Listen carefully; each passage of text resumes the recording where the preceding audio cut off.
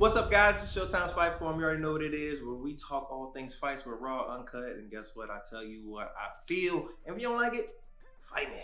I don't care. So, also, if you see me wearing hats, I've already said this before, that means my hair is looking terrible.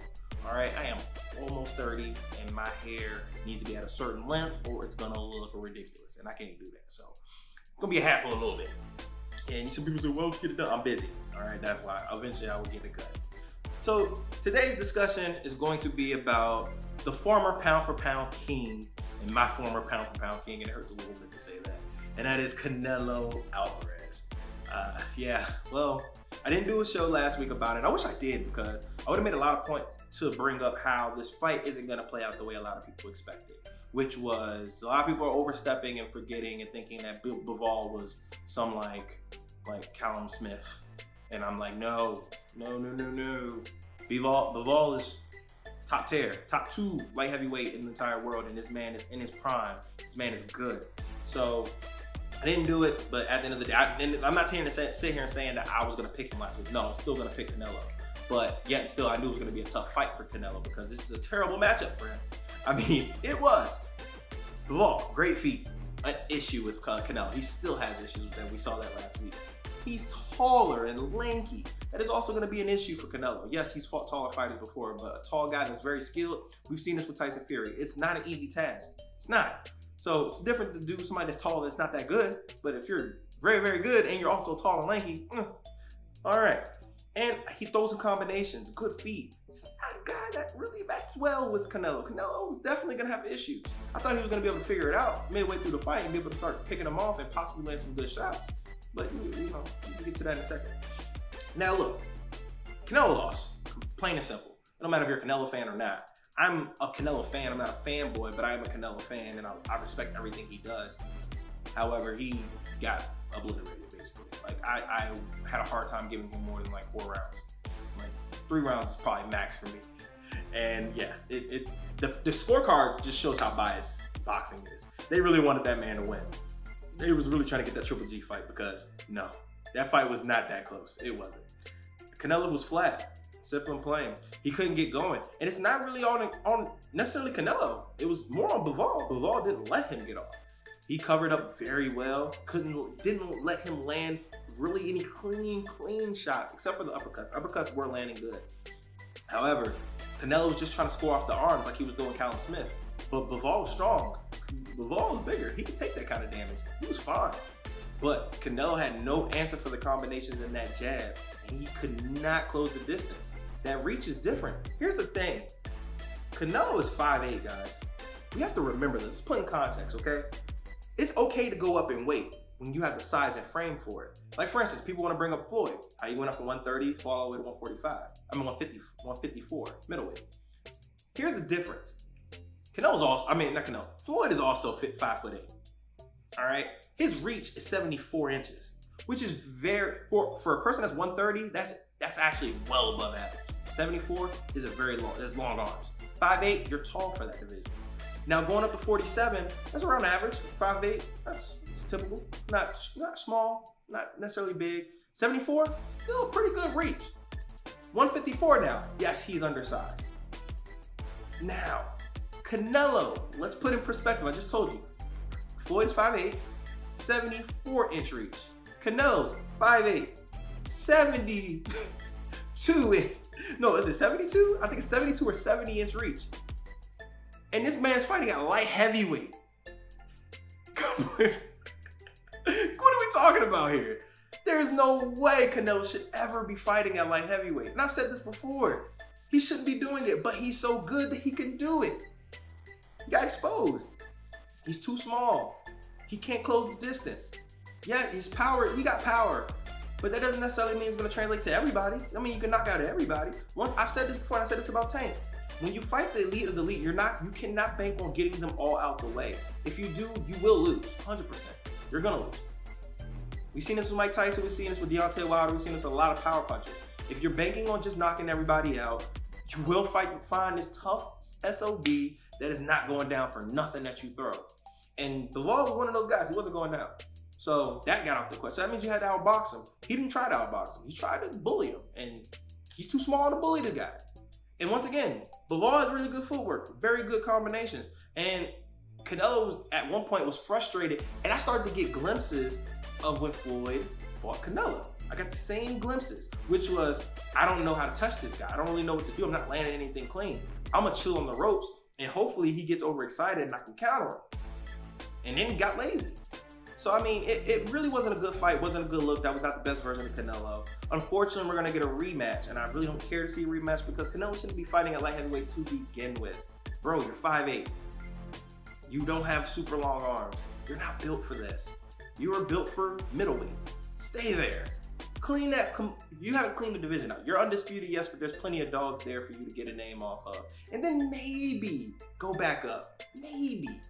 But even still, it's just not a smart decision. It was never a smart decision. But that brings me to my next point. Yes, I'm not gonna put him on my pound for pound list because he just lost.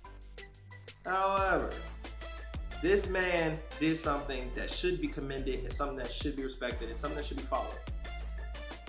He dared to be great. And that's something that a lot of boxers in today's world don't want to do.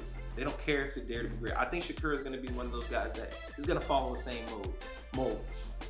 Canelo's an old school fighter. People wanted to talk junk about him picking these fights. He's cherry picking. He cherry picked the wrong guy. No, that's not how that works. You think this guy's not smart enough to know what's a tough opposition or not? What's the easy one? Cherry picking is not picking Bivol as your first freaking fight. If anything, fight Triple D first and then fight Bivol. However, he didn't. He wanted the toughest option right then and there, and that was Bivol. He's even tougher a matchup than Better BF, who honestly likes to go forward and likes to press forward with a lot of combinations. Easier guy to hit. Bivol's not that kind of guy. He's more methodical. He's much more of a boxer. It's a boxer puncher, not a puncher boxer.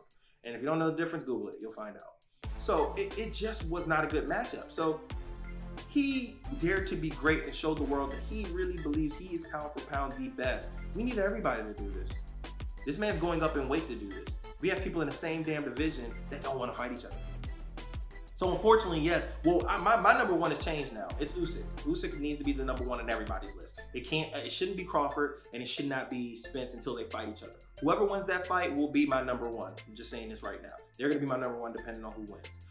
And even still, I still got Spence ahead of Crawford.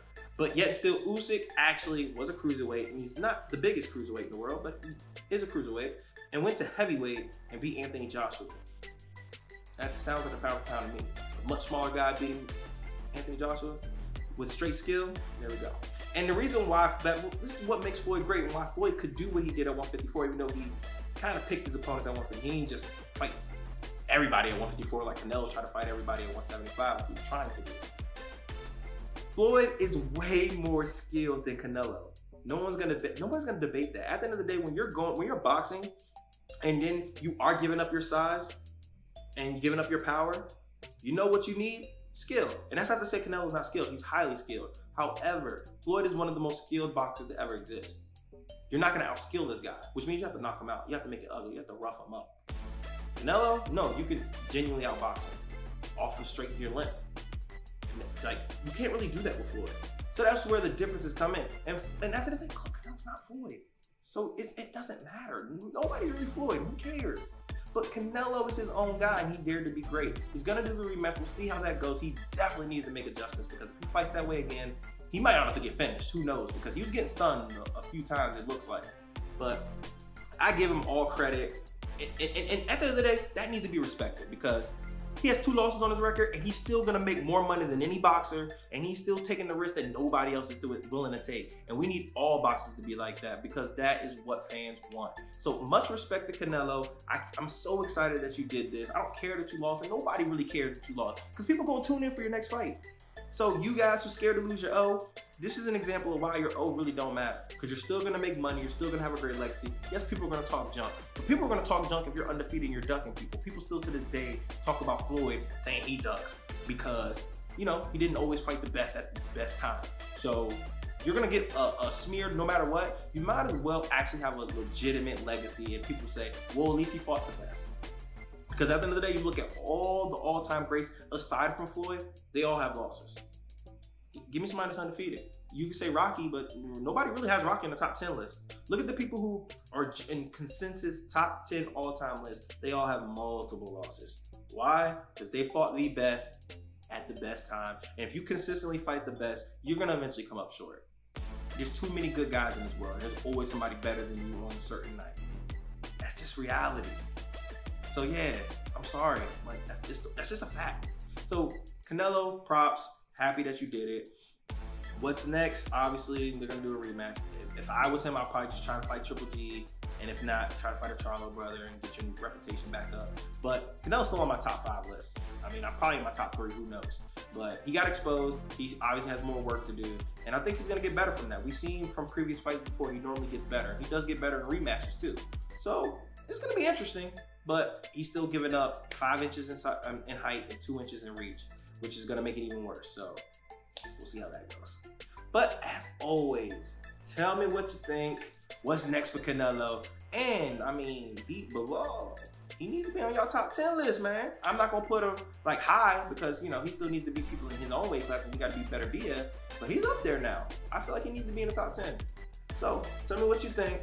Comment, like, subscribe, follow me on social media at Showtime Sanders. And as always, be blessed, y'all.